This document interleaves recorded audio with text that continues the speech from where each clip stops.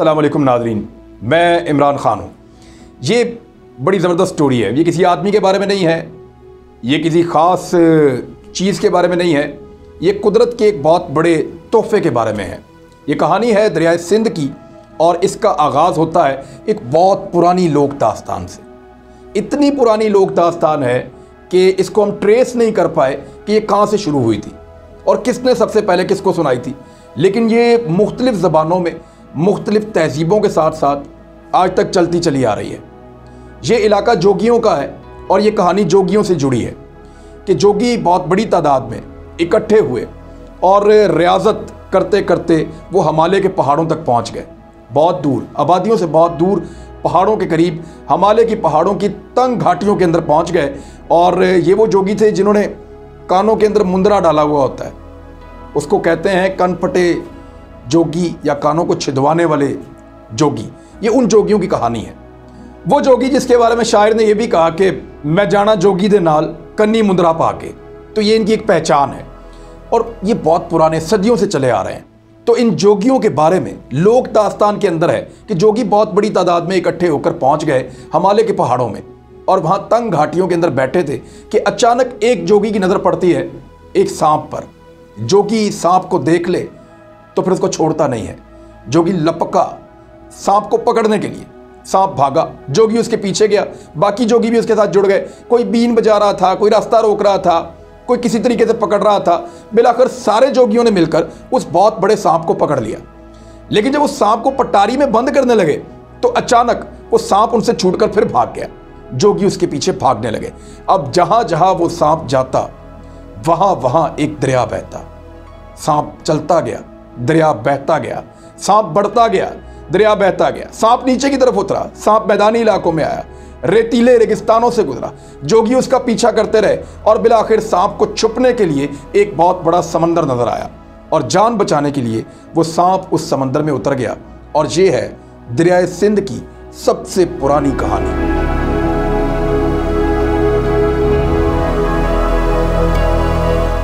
किस्सा गो आज भी मुख्तलिफ ज़बानों में ये किस्सा सुनाते हैं और इस किस्से के साथ जोड़ते हैं दरियाए सिंध को। ख़ासतौर पे गिलगित बल्तिस्तान के इलाकों में आपको ये किस्सा सुनने को मिल जाता है। दरियाए सिंध महज एक दरिया नहीं है, ये इससे कुछ बहुत बड़ा है। इसके ऊपर 56 नहरें हैं, यानी दुनिया का सबसे बड़ा नहरी निज़ाम इस दरिया के ऊपर बना हुआ है।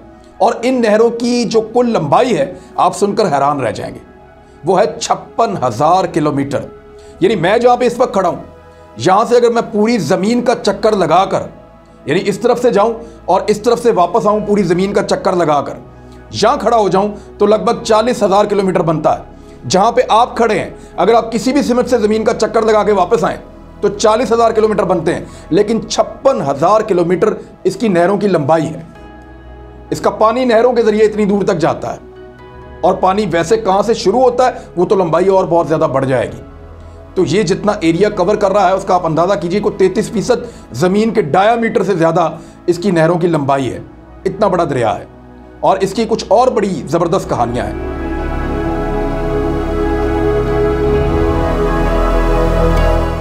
इसी दरिया के साथ ऋग्वेद जुड़ी है। ऋग्वेद क्या है? ये हिंदुओं की जो सबसे मुकद्दस किताब है, जो सबसे पुरानी किताब है, उसको ऋग्वेद कहते हैं।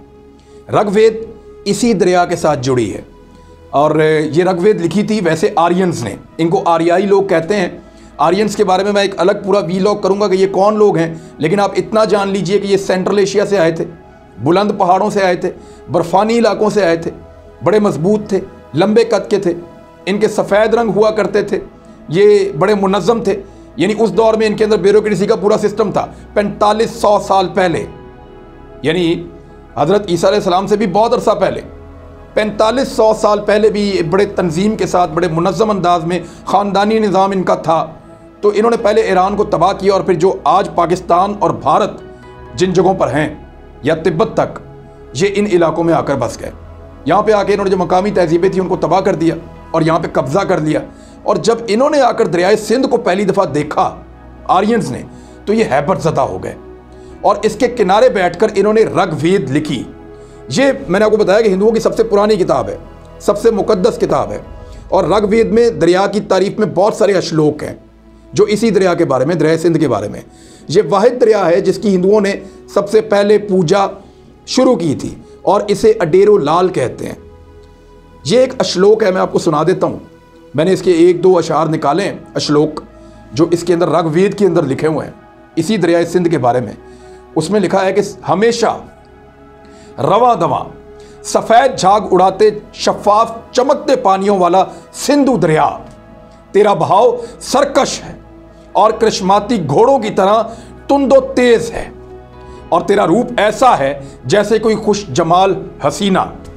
ऋग्वेद में एक और जगह पे दरिया सिंध की अजमत को कुछ इस तरह उन्होंने बयान किया कि जल देवता तेरे शायान शान इस्तकबाल के लिए 7 नदियों को तेरी पेशवाई में हाजिर रखता है। यहां से आप अंदाजा करें कि ऋग्वेद जब लिखी जा रही थी तो आर्यंस कितने तेज थे और कितना ज्योग्राफिया को समझते थे कि उनको पता चल गया था कि 7 बड़े दरिया जो हैं वो इसके अंदर गिर रहे हैं। और ये अभी भी ऐसा ही है। ये साबित होता है आज भी कि आर्यंस ने उस वक्त जो लिखा वो उनका मुशाहिदा बहुत अच्छा था। देखिए, जो पुराने ज़माने के लोग थे आज से 4-5 हज़ार साल पहले, उनके लिए सारी दुनिया उनको लगता था यही है जहाँ पे वो रहते हैं। वो अमेरिका को, यूरोप को, अरब को, बाकी मुल्कों को नहीं जानते थे। तो उनको लगता था कि दरियाए सिंध के किनारे जो बहती है यही ज़िंदगी है, यहीं से इंसान रहते हैं और कहीं दूसरी जगह पे किसी और तरह के इंसान मौजूद नहीं है। वो तो फिर बाद में आके अगली सदियों में उनका वास्ता पड़ा बाहर से आने वाले लोगों से, वो खुद गए तो उनको पता चला कि दुनिया और भी जगह पे है। तो उस दौर तक उनको लगता था कि पूरे एक आलम को यही एक दरिया सैराब करता है। दरिया सिंध को आर्या के लोग दौलत की बख्शिश करने वाला दरिया ख्याल करते थे। आर्या इसे सपत सिंधु यानी 7 दरिया भी कहते थे।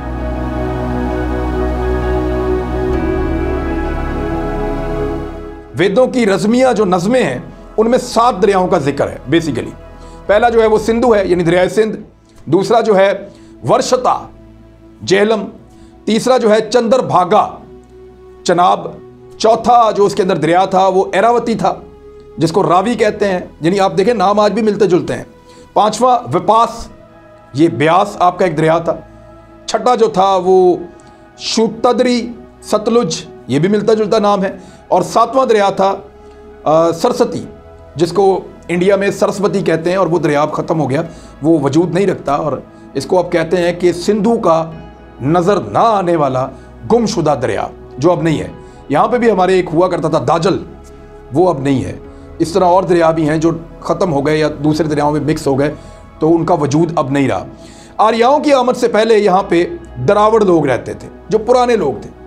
आज अगर आप कहें तो जो छोटी जात के हिंदू हैं या जो शूदर हैं, इस तरह के लोग, ये दरावड़ हैं। ये बहुत पुराने यहाँ रहने वाले थे। आर्यंस आए, उन्होंने इनके ऊपर काबू किया, कंट्रोल किया, अपना निज़ाम लेकर आए, इनको दबा कर रखा, वो तब से अब तक दबे हुए हैं। तो पहले यहाँ पे दरावड़ रहते थे और उनकी एक बड़ी तरक्की याफ्ता तहजीब थी। और 5000 साल पहले वादी सिंध में दुनिया के जो अव्वलीन शहर हैं, जो पहले शहर दुनिया में आ रहे थे, वो वादी सिंध में आबाद होना शुरू हुए थे। उनकी मिसाल मैं आपको देता हूँ। एक मोहनजोदाड़ो, एक हड़प्पा, ये वो पुराने शहर हैं जिससे आप पता कर सकते हैं उनकी तहजीब कितनी शानदार थी और वो किस अंदाज में रहते थे वो लोग। फिर बहुत सारे कुदरती आफात, बैरूनी हमला आवर, कुछ ज़लज़ले आए, तो वो सारे के सारे शहर ख़त्म हो गए। लेकिन आज उनके आसार पाकिस्तान के अंदर भी आपको मिलते हैं और आप देख सकते हैं कि दरिया सिंध के किनारे किस तरह की तहजीबें रहती थी।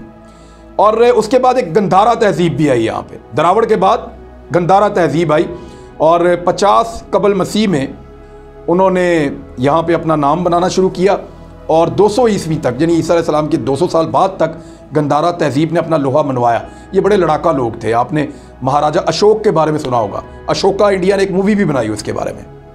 इसी तरह आपने महाराजा पोरस के बारे में सुना होगा, जो पोरस जिसके हाथी बड़े मशहूर थे, जो लड़ा था सिकंदर आज़म से, तो उसका ताल्लुक भी जो है गंधारा तहजीब से था। महाराजा अम्बी और बहुत सारे बादशाह गुजरे हैं, वो गंधारा तहजीब से होते हुए जो है वो आगे बढ़ते गए और उसके बाद इसका भी खात्मा हो गया। वादी सिंध में 3 बड़े मज़ाहिब हैं जो यहाँ पे पैदा हुए हैं। सिंध के दरिया के साथ साथ 3 बड़े मज़ाहिब। नंबर 1 जो है वो हिंदू मत, नंबर 2 बुद्ध मत, नंबर 3 सिख मत। और आपको बड़ी इंटरेस्टिंग बात मैं आपको बताता हूं कि जो सबसे ऊपर वाले इलाके हैं, जो पहाड़ों की ऊंची चोटियां हैं, वहां से पैदा होता है बुद्ध मत। उससे जब आप नीचे आते हैं निस्बतन कम ऊंचे पहाड़ों पे, और जैसे ही मैदानी इलाके शुरू होने वाले लगते हैं, तो ये जो एरियाज हैं यहाँ पे अरूज पाता है हिंदू मत। और जब आप मैदानी इलाकों में आते हैं, जहाँ पे पंजाब है या बिल्कुल सीधे मैदानी इलाके हैं, ज़रखेज़ ज़मीनें हैं, यहाँ पे पैदा हुआ सिख मत। तो ये तीन मज़ाहिब बड़े हैं, छोटे बहुत सारे हैं, बेशुमार तहजीबें हैं जो इस दरिया के साथ पैदा हुई और ख़त्म हो गई। बहुत सारी को आज हम जानते हैं, बहुत सारी का हमें पता भी नहीं कि वो कहाँ गई और तारीख की गर्द में गुम हो गई।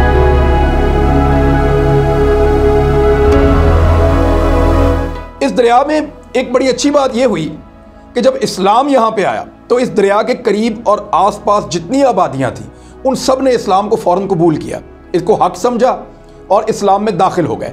वजह यह थी कि यहाँ पे एक तबकाती निज़ाम था, इस्लाम ने उसको चैलेंज किया, लोग इस्लाम के अंदर दिलचस्पी लेने लगे और मुसलमान होने लगे बहुत तेज़ी से। इसमें औलिया इकराम का बड़ा अहम किरदार था। तो इस्लाम का असर यहाँ पे कितना हुआ, अब आप इससे अंदाज़ा लगाएं कि जहाँ तक दरिया बहता है वहाँ तक मुसलमान रहता है। आज इस दरिया के दोनों तरफ जितनी आबादियाँ हैं उनमें 96% मुसलमान हैं, 4% गैर मुस्लिम हैं। दरिया से निकलता कहाँ से, ये एक बड़ा सवाल है, शुरू कहाँ से हो रहा है।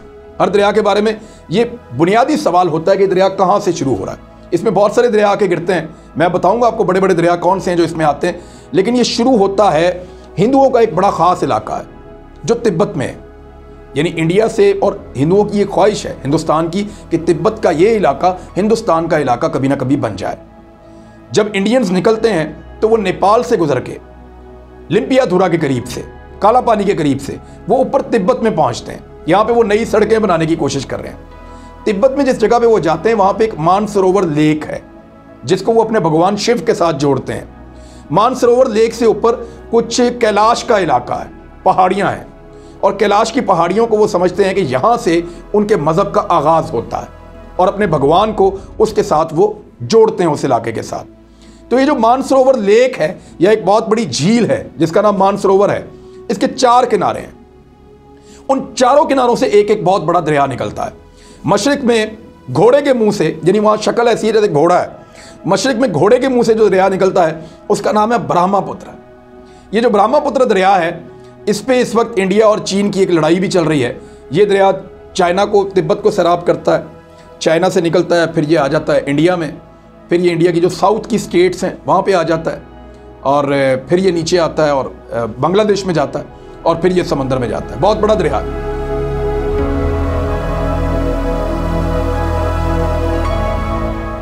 तो इस दरिया के ऊपर जो है वो चाइना एक बहुत बड़ा डैम बना रहा है और इंडिया को इस पर बहुत प्रॉब्लम है। दूसरा दरिया जो निकलता है जनूब में, वहाँ पे मोर के मुंह से एक दरिया निकलता है और ये करनाली इसको कहते हैं। ये गंगा के अंदर जाके मिल जाता है। फिर मगरब में हाथी के मुंह से एक और दरिया निकलता है और ये दरिया सतलुज है। और शुमाल की तरफ से जो ऊपर का एरिया है इसका, वहाँ से शेर के मुंह में से, क्योंकि अगर उस एरिया की आप शक्ल देखें तो वो ऐसा लगता है जैसे शेर है, तो शेर के मुंह से एक दरिया निकलता है और इसीलिए इसको तिब्बत की ज़बान में संगी खुम्बान कहते हैं, यानी शेर दरिया। ये दरिया सिंध है। पहले लोग ये समझते थे कि यहाँ से आगाज़ हो रहा है दरिया सिंध का, शेर का मुंह। शेर वैसे निकलता है लेकिन ये दरिया निकलता नहीं है, ये तो खिलाता है और बेशुमार लोगों को खिलाता है, सदियों से खिला रहा है अल्लाह के हुक्म से।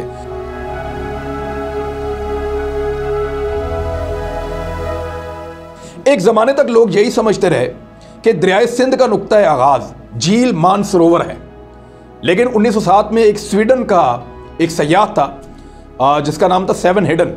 वो दरिया सिंध को तलाश करने के लिए निकला कि इतना अजीम दरिया है, ये कहाँ से शुरू होता है, इसका मंबा क्या है। तो वो तिब्बत जा पहुँचा तो उसने देखा कि झील मानसरोवर से 40 किलोमीटर ऊपर 2 नदियाँ हैं जो इस झील के अंदर आके शामिल हो जाती हैं। इनमें एक संगी खुम्बान है और एक कार्तिंग नदी है, और ये नदियाँ पानी फराहम करती हैं इस झील को, और यहाँ से फिर आगे शेर दरिया यानी दरिया सिंध का आगाज़ हो जाता है।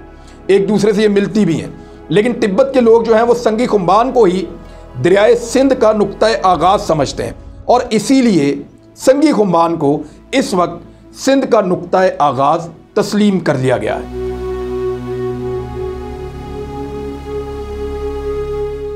दरिया सिंध एक्चुअली ये नाम आया कैसे? देखें, सिंध सिर्फ इस दरिया का नाम है, लेकिन इसकी वजह से इस खित्ते में बेशुमार नाम है और ये पूरा खित्ता मशहूर ही सिंध की वजह से है। मैं साबित करता हूँ, आपको बताता हूँ, बहुत सारी चीज़ें हैं इसमें। एक तो सिंध का मतलब है पानी का ज़ख़ीरा बहुत बड़ा, या समंदर आप समझ लें, इसका मतलब है जी सिंध। तो सिंध की वजह से सिंधु देश या जो सूबा सिंध है उसका नाम दरियाए सिंध की वजह से है। और लफ्ज़ हिंद जो है वो भी दरियाए सिंध की वजह से है, इसलिए कि जो फ़ारसी लोग थे वो सीन को हे बोलते थे, वो सिंध की जगह हिंद बोलते थे, तो दरियाए सिंध को वो हिंद कहते थे। वहाँ से जो इसके आसपास रहने वाले लोगों का जो मज़हब है वो हिंदू पड़ा, और फिर हिंदुस्तान का लफ्ज़, हिंदू का लफ्ज़, हिंद का लफ्ज़, ये सारे यहाँ से निकले दरियाए सिंध से। तो ये भी एक चीज़ हो गई। एक और चीज़, जब यूनानी यहाँ पे आए तो वो हिंद भी नहीं कहते थे, वो हे को अलिफ बोलते थे यूनानी उस वक्त, तो उन्होंने इसको इंद कहना शुरू कर दिया और इंद से इसका नाम उन्होंने इंडस रख दिया। जब यूनानी सिकंदर आजम के साथ आए तो उन्होंने इसको इंडस कहा, तो इंडस से आज आप एक और नाम, बहुत बड़ा नाम, इंडिया, वो इंडस से निकला है। जो सेकुलर हिंदू हैं या इंडियंस हैं वो ये कहते हैं कि इसको जो है वो इंडस कहा जाए, इंडिया कहा जाए इंडिया को। लेकिन जो दूसरे हिंदू हैं, जो ज़रा थोड़े से हिंदुत्व के मानने वाले हैं, वो कहते हैं नहीं, हमें भारत पुकारा जाए, हमें दरियाए सिंध के साथ ना जोड़ा जाए। लेकिन इब्तदा उनकी यहीं से हुई थी, उनका मज़हब, उनकी मजहबी किताबें, ये सारा कुछ जब आर्यंस आए तो उन्होंने यहाँ पर बैठ के लिखा था।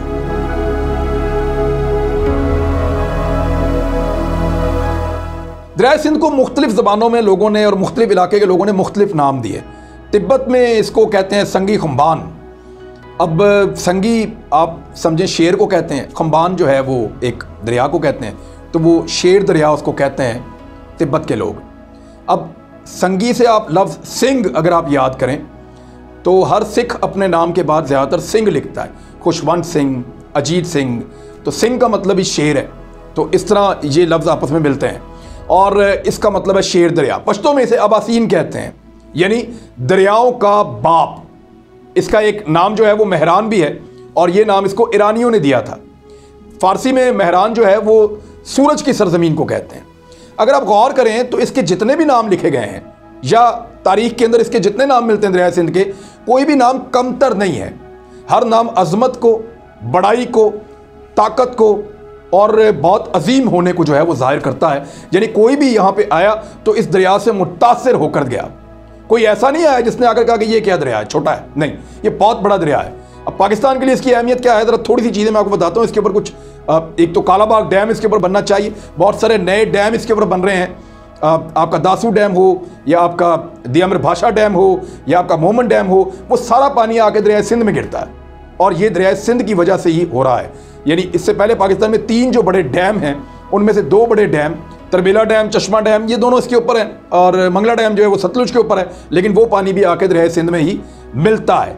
इसकी जो बेसन है वो तकरीबन 11 लाख मुरब्बा किलोमीटर है, यानी इतना बड़ा कि पाकिस्तान के रकबे से 1.5 गुना लगभग, इतना बड़ा, पाकिस्तान से भी ज़्यादा एरिया जो है ये उसको कवर करता है।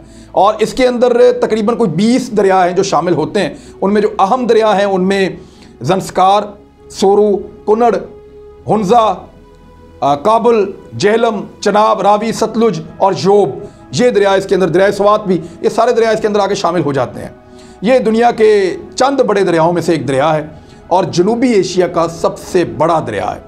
इसका जो सालाना बहाव है वो 243 क्यूबिक किलोमीटर है। ये इतना ज़्यादा है कि जो दुनिया का सबसे बड़ा दरिया है, दरिया नील, ये उससे डबल है। ये दरिया दजला और दरिया फरात से 3 गुना है। इसमें जो ज़्यादातर पानी आता है वो ग्लेशियर से आता है, यानी अगर मैं कहूँ 75% पानी इसका ग्लेशियर से आता है तो ये एक फैक्ट है। 5280 ग्लेशियर हैं पाकिस्तान के बलाई इलाकों में, वो इसके अंदर पानी जो है वो जब पिघलते हैं तो इसके अंदर पानी आता है और ये सदियों से ऐसा ही हो रहा है।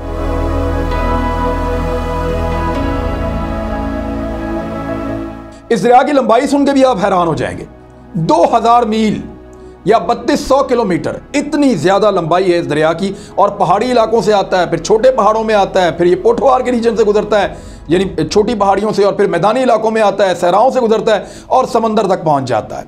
बाज़ जगहों पे ये दरिया आपको पता है कितना चौड़ा हो जाता है, 25 किलोमीटर तक इसकी चौड़ाई हुई है दरिया सिंध की। पहाड़ों में ज़रा ये गहरा बहता है, तेज़ बहता है, लेकिन जब ये मैदानी इलाकों में आता है तो फैल जाता है।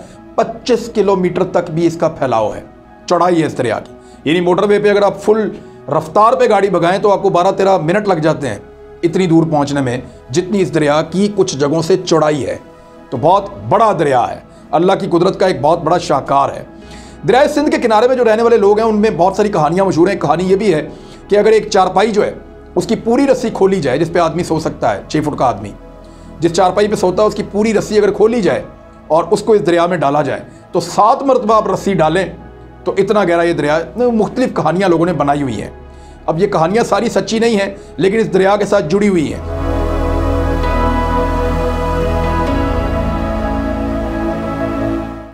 ये दरिया इतना गहरा है, इतना बड़ा है कि इसमें राहबरी की भी जरूरत पड़ती है। मिसाल के तौर पे आपने झूले लाल का नाम सुना होगा। लोक रवायात के मुताबिक ये एक बुजुर्ग है जो कंवल के फूल के ऊपर बैठा है, और वो जो कंवल का फूल है वो एक पल्ला मच्छी के ऊपर रखा हुआ है, और ये बुजुर्ग मुसाफिरों को गाइडेंस देते हैं, रहनुमाई करते हैं। तो इस तरह की कहानियां आपने सुना होगा। झूले लाल सिंध में बहुत मकबूल है, तो वो दरिया सिंध के साथ से शुरू होती है और वहीं पे जुड़ी हैं। दरिया सिंध के बलाई इलाके में एक कबीला रहता है जिसका नाम है कारीगर कबीला। ये जो कारीगर कबीला है ये तरबेला डैम की तामीर से पहले चलास से अटक तक दरिया सिंध में सोना छांटते थे। आपको पता है अभी भी अटक में भी सोना निकलता है, और दरिया सिंध के किनारों पे ऊपर जो दरिया हैं वहाँ पे भी सोना निकलता है। कुछ अर्सा पहले मैंने खुद देखा सोना निकालते हुए लोगों को। बहुत सारे दरियाओं के किनारों पे लोग सोना निकालते हैं। इवन चकवाल के अंदर जो छोटे छोटे दरिया जाते हैं, जैसा कि दरिया सवां है, वहाँ पे बैठ के भी लोग कैंप उन्होंने लगाए होते हैं और वो सोना निकाल रहे हैं दरिया में से। बहुत कम और थोड़ा थोड़ा निकलता है और बहुत मुश्किल से निकलता है, लेकिन लोग आज भी दरियाओं से सोना निकाल रहे हैं और अभी भी ये काम दरिया सिंध के ऊपर होता है। तो मुख्तलिफ लोगों को मुख्तलिफ तरीके से ये रिज्क दरिया देता है। सिंध ताश के मुआहदे के बाद जो पाकिस्तान ने भारत के साथ किया 1960 में, पाकिस्तान के मशरकी दरिया भारत को दे दिए, जैसे कि रावी, जैसा कि सतलुज और ब्यास। अब इनमें पानी पूरा करने के लिए दरिया सिंध से नहरें निकाली गई और ये पानी यहाँ लाया गया, तो एक बड़ा नहरी निज़ाम बनाया गया इस दरिया के ऊपर, जो दुनिया में कहीं और उसकी इतनी शानदार मिसाल नहीं मिलती। इस वक्त पाकिस्तान की 22 करोड़ आबादी, यानी इतने बड़े मुल्क को सैराब करने के लिए, यहाँ की ग़िज़ाई ज़रूरियात को पूरा करने के लिए दरिया सिंध का एक बुनियादी किरदार है, और उसके बगैर आप इतनी बड़ी आबादी को खुराक मुहैया नहीं कर सकते। अगर आप इसके पानी को सही तरीके से, साइंसी तरीके से इस्तेमाल करें तो ये दरिया एक दुनिया को, जो पुरानी बात कहते थे, कहावत थी कि एक आलम को सैराब करता है, तो वाकई ये पूरी दुनिया को खिला सकता है।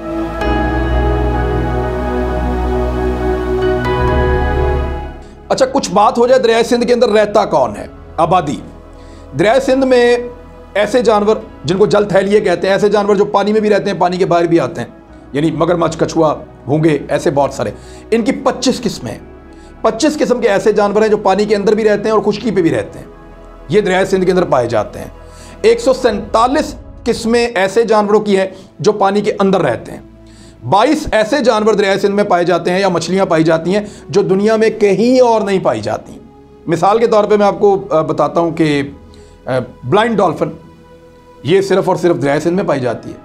और दुनिया के मैंग्रोव्स के जो सबसे बड़े जंगलात हैं वो दरिया सिंध के इख्तिताम जहाँ पे होता है, जहाँ ये समुद्र में जाके गिरता है, वहाँ पे दुनिया के सबसे बड़े मैंग्रोव्स के जंगलात पाए जाते हैं।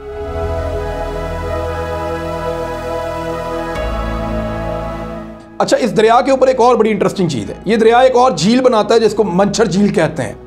मंछर झील की एक खुसूसियत है कि यहाँ पे पूरा एक गाँव ऐसा आबाद है जो कश्तियों के ऊपर रहता है, कश्तियों पर सोता है, कश्तियों पर ही शादी ब्याह करते हैं, उनकी सारी ज़िंदगी कश्तियों के ऊपर गुजरती है, और वो वहीं से उस झील में से मछलियाँ पकड़ के अपनी ग़िज़ाई ज़रूरियात पूरी करते हैं और अपनी ज़िंदगी गुजारते हैं। तो वो जो मंछर झील है वो भी दरिया सिंध के साथ जुड़ी है। और साइबेरिया से आने वाले जो बर्ड्स हैं उनकी सबसे बड़ी आमाजगाह, सबसे बड़ी रिहाइश, जहाँ पे आके वो अपनी, पाकिस्तान में तो सर्दियाँ होती हैं, उन इलाकों में बहुत ज़्यादा ठंड जब होती है तो वो छुट्टियाँ मनाने के लिए वो बर्ड यहाँ पे आते हैं माइग्रेशन करके।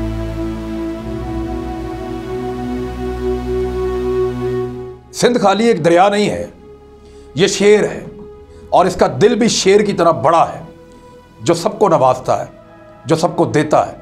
इसके साथ खाली पानी नहीं बहता, इसके साथ एक तहजीब बहती है, जिंदगी बहती है, लोगों की उम्मीदें बहती हैं। लोग इसके साथ रहते चले आए हैं, इसके साथ अपनी ज़िंदगी बिताते चले आए हैं। इसमें कहानियाँ हैं, इसमें दास्तानें हैं, इसमें हवाले हैं, इसमें बहुत सारी तारीख है। इसने इंसानों का वो अरूज और जवाल देखा जो शायद इंसान भी नहीं देख पाए, और आज इंसान भी अपने बारे में इतना नहीं जानता जितना सिंध जानता है।